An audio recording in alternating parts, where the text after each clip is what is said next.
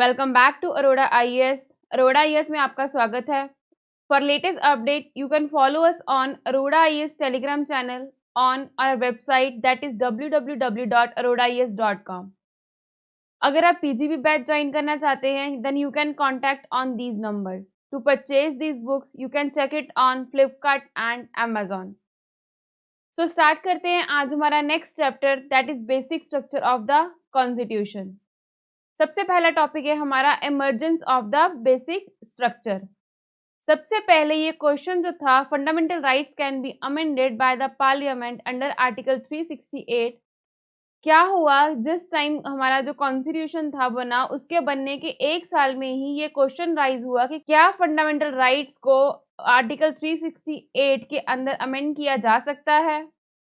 सो इसके लिए सबसे पहला जो केस था शंकरी प्रसाद केस 1951, जिसमें क्या किया गया, constitutional validity of the first amendment act which curtail the right to property was challenge.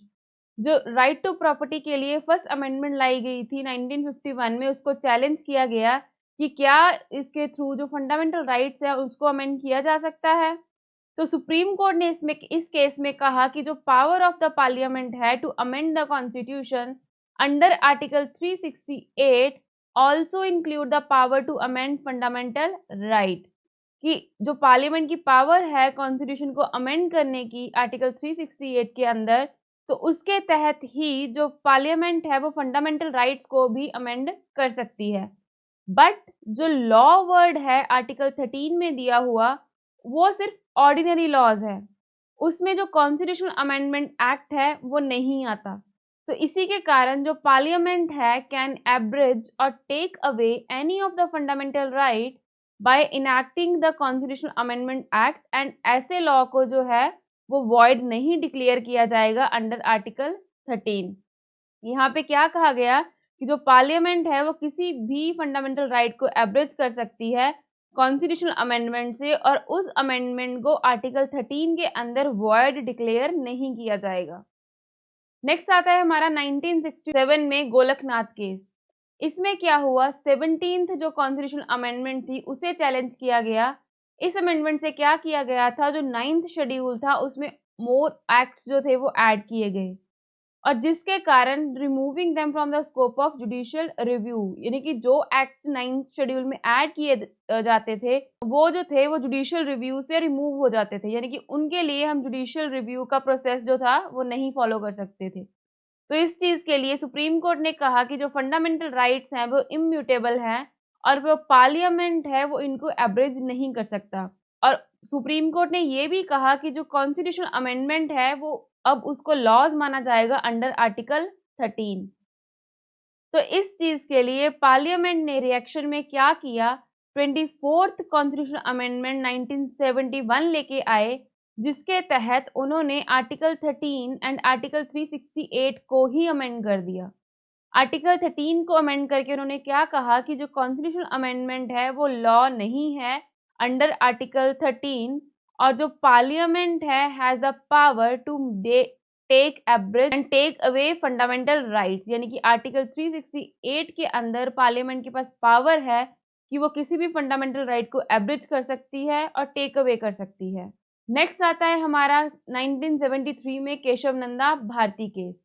Keshav Nanda Bharti case में सुप्रीम कोर्ट ने जो उसकी गोलकनाथ जजमेंट की थी उसी को ओवररूल किया, और जो 24th अमेंडमेंट थी उसको अपहेल्ड किया और कहा कि जो पार्लियामेंट है वो फंडामेंटल राइट्स को एब्रिज तो कर सकती है, बट जो पार्लियामेंट है वो फंडामेंटल राइट्स का बेसिक स्ट्रक्चर जो है उसे चेंज नहीं कर सकती अंडर आर्टिकल 368। और इस चीज को सुप्रीम कोर्ट ने इंदिरा नेहरू गांधी केस 1975 में अप्लाई किया, और जिसके तहत 39 कॉन्स्टिट्यूशन अमेंडमेंट की गई थी 1975 में उसको इनवैलिडेट करार दिया। इस अमेंडमेंट में क्या कहा गया था कि जो इलेक्शन डिस्प्यूट होगा prime minister and speaker of the Lok Sabha में, वो ज्यूरिसडिक्शन के बाहर होगा, यानी कि उसको किसी भी कोर्ट में चैलेंज नहीं किया जाएगा। उसके बाद पार्लियामेंट ने फिर से रिएक्शन में 42nd अमेंडमेंट की 1976 में, जिसमें उन्होंने आर्टिकल 36 को अमेंड किया और कहा कि there is no limitation on the constituent power of the parliament to amend the constitution, कि पार्लियामेंट के ऊपर कॉन्स्टिट्यूशन को अमेंड करने के लिए किसी भी पावर की लिमिटेशन नहीं है, कि जैसे चाहे पार्लियामेंट जो है वो कॉन्स्टिट्यूशन को अमेंड कर सकती है। अब और वो जो अमेंडमेंट होगी वो जुडिशियल रिव्यू के लिए नहीं जाएगी। और इस चीज़ के लिए 1980 में मिनर्वा मिल केस में सुप्रीम कोर्ट ने कहा कि जो जुडिशियल रिव्यू है वो कॉन्स्टिट्यूशन का बेसिक स्ट्रक्चर है और जो पार्लियामेंट है वो इसको एब्रिज नहीं कर सकता, क्योंकि उन्होंने पहले ही ये बोल दिया था कि पार्लियामेंट फंडामेंटल राइट्स को तो एब्रिज कर सकता है लेकिन वो बेसिक जो फीचर है उसको नहीं अमेंड कर सकता। और क्या कहा गया है इसमें कि parliament has the limited power, कि पार्लियामेंट के पास कॉन्स्टिट्यूशन को अमेंड करने की जो पावर है वो लिमिटेड है और जो पार्लियामेंट है इस लिमिटेड पावर को यूज करके अपने आप को अनलिमिटेड पावर नहीं दे सकता। उसके बाद 1981 में वमन राव केस में सुप्रीम कोर्ट ने फिर से कहा कि जो बेसिक स्ट्रक्चर डॉक्ट्रिन है to apply all constitution amendment in act after 24 April 1973, यानी कि जो 1973 24 अप्रैल के बाद जो जितनी भी अमेंडमेंट्स हुई होंगी उन सब पे ये बेसिक स्ट्रक्चर की जो डॉक्ट्रिन है वो अप्लाई होगी। नेक्स्ट आते हैं हमारे element of the basic structure. Supreme Court की वेरियस जजमेंट से ये देखा गया कि कौन-कौन से ऐसे हैं फीचर्स जो बेसिक फीचर्स के अंदर कॉन्स्टिट्यूशन में काउंट किए जाते हैं। उनमें से फर्स्ट था supremacy of the constitution, second is sovereign democratic Republic nature, third is secular character, यानी कि कोई भी ऐसा धर्म नहीं है इंडिया के कॉन्स्टिट्यूशन का। Fourth is separation of power between the legislature, executive and judiciary, यानी कि तीनों की अपनी अपनी पावर है। Fifth is federal character, federal character means centre के पास अपनी पावर्स एंड स्टेट के पास अपनी। Unity and integrity of the nation. Next is welfare state. Next eighth is judicial review. Ninth is freedom and dignity of the individual. 10th is parliamentary system. 11th rule of law. 12th is harmony and the balance between fundamental rights and directive principles, यानी कि इन दोनों के बीच जो है वो balance बना के रखना है। Next is principle of equality, यानी कि सबको बराबर माना जाएगा। Free and fair election, independence of judiciary, limited power of parliament to amend the constitution, effective access to justice, principle underlining fundamental rights, और जो पावर है सुप्रीम कोर्ट की under article 32, 136, 144 and 142, and power of the High Court that is under article 226 and 227। इन सारे provisions को जो है वो बेसिक फीचर में काउंट किया जाएगा। और इसी के साथ ही हमारा पॉलिटी का जो पार्ट 1 है वो कंप्लीट होता है। यहाँ से हमारा जो पार्ट 2 है पॉलिटी का वो स्टार्ट हो रहा है और पार्ट 2 का फर्स्ट चैप्टर है पार्लियामेंट्री सिस्टम। जो इंडिया है उसमें जो था वो पार्लियामेंट्री फॉर्म ऑफ गवर्नमेंट को ऑप्ट किया गया था। जो आर्टिकल 74 है एंड आर्टिकल 75 वो डील करता है parliamentary system at the centre, और जो आर्टिकल 163 है एंड आर्टिकल 164 वो डील करता है स्टेट के साथ। डेमोक्रेटिक जो गवर्नमेंट है वो 2 टाइप्स की होती है, first is parliamentary, second is presidential. जो रिलेशनशिप है between the executive and the legislature उसके अकॉर्डिंग जो पता चलता है कि जो गवर्नमेंट है वो पार्लियामेंट्री है या फिर प्रेसिडेंशियल है। प्रेसिडेंशियल गवर्नमेंट है उसमें जो एग्जीक्यूटिव है वो इंडिपेंडेंट होता है, यानी कि यहाँ पे जो एग्जीक्यूटिव है वो अपने कामों के लिए लेजिस्लेचर को रिस्पॉन्सिबल नहीं होता। बट पार्लियामेंट्री सिस्टम में ऐसा नहीं होता। पार्लियामेंट्री सिस्टम में जो एग्जीक्यूटिव है वो रिस्पॉन्सिबल होती है लेजिस्लेचर को अपने हर काम के लिए, और जो पार्लियामेंट्री सिस्टम है उसको cabinet government, responsible government, Westminster government और प्राइम मिनिस्टर गवर्नमेंट भी कहा जाता है।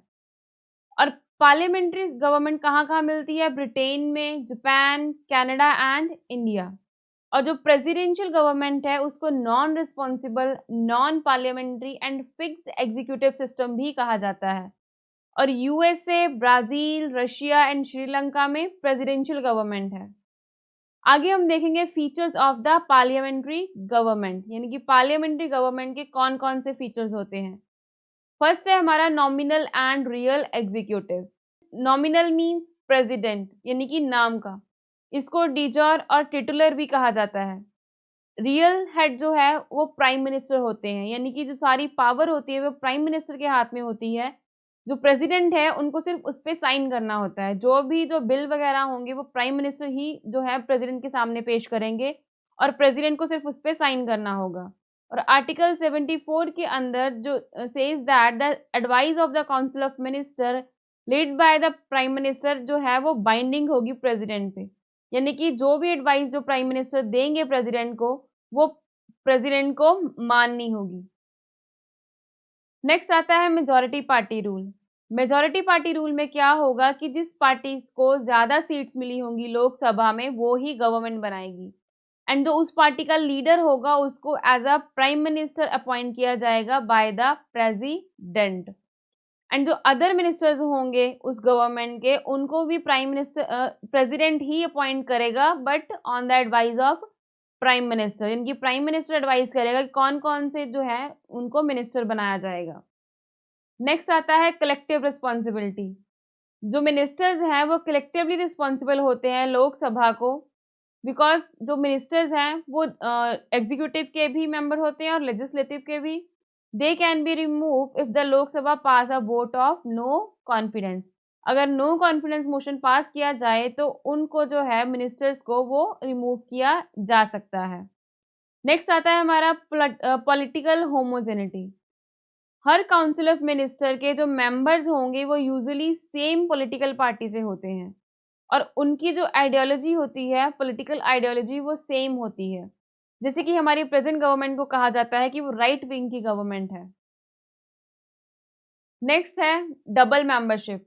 डबल मेंबरशिप में जो मिनिस्टर्स हैं वो बोथ एग्जीक्यूटिव एंड लेजिस्लेचर दोनों के मेंबर होते हैं और जो मिनिस्टर्स हैं who is not a member of parliament for a period of 6 consecutive months cease to be a minister.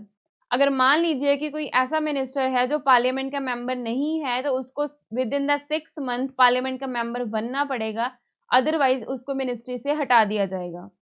Next आता है हमारा leadership of the prime minister. जो प्राइम मिनिस्टर है वो लीडरशिप का रोल प्ले करते हैं गवर्नमेंट में। जो है वो काउंसिल ऑफ मिनिस्टर के भी लीडर होते हैं, पार्लियामेंट के भी लीडर होते हैं और जो पार्टी होती है मेजॉरिटी में उसके भी लीडर होते हैं, यानी कि जो पार्टी रूल कर रही होती है। नेक्स्ट आता है डिसोल्यूशन ऑफ द लोकसभा। इसमें क्या कहा गया है कि जो डिसोल्यूशन है लोकसभा की वो end of the it's term भी की जा सकती है, यानी कि टर्म 5 साल खत्म होने से पहले पहले भी जो लोकसभा है उसे डिसॉल्व किया जा सकता है but on the recommendation of prime minister. कि अगर जो प्राइम मिनिस्टर है वो प्रेसिडेंट को रिकमेंड करेंगे लोकसभा को डिसॉल्व करने के लिए तो ही जो लोकसभा है वो डिसॉल्व होगी। जो एग्जीक्यूटिव है enjoy the right to get legislature dissolve in the parliamentary system. Next आता है हमारा सीक्रेसी। सीक्रेसी में क्या कहा गया, जो मिनिस्टर्स है operate on the principle of secrecy of procedure, यानी कि जो मिनिस्टर्स होंगे वो अपनी किसी भी प्रोसीडिंग या पॉलिसी या फिर डिसीजन के बारे में बात नहीं कर सकते हैं, उनको उसको सीक्रेट रखना होगा। और जिस टाइम पे उनको अपॉइंट किया जाता है उस टाइम पे उनको ओथ ऑफ सीक्रेसी भी दी जाती है बाय द प्रेसिडेंट।